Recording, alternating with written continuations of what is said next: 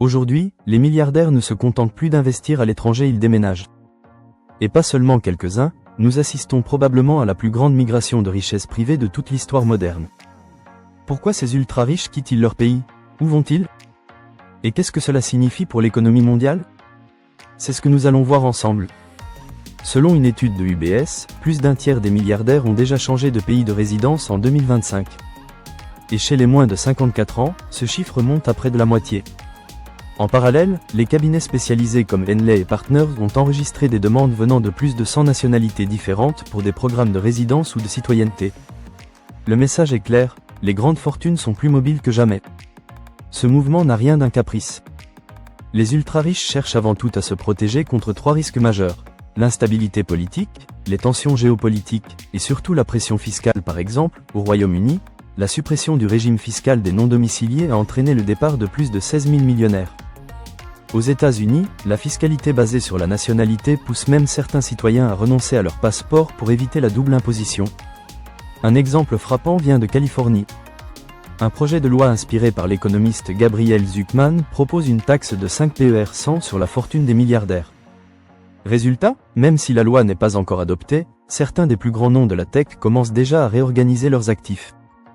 Le fondateur de Nvidia, Jensen Huang, reste confiant. Mais d'autres comme Larry Page ou Peter Thiel ont déjà pris des mesures pour déplacer une partie de leurs intérêts financiers vers des juridictions plus favorables. La simple menace d'un impôt suffit parfois à déclencher un déplacement de capitaux.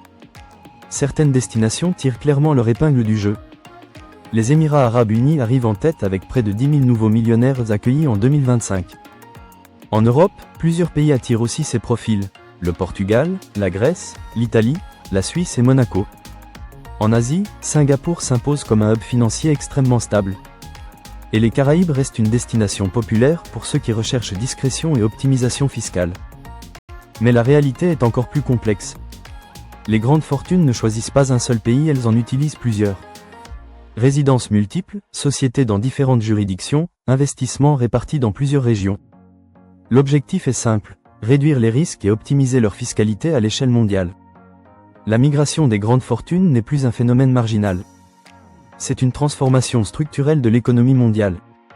Les États doivent désormais trouver un équilibre entre justice fiscale et attractivité économique. Car dans un monde globalisé, le capital, lui, n'a pas de frontières.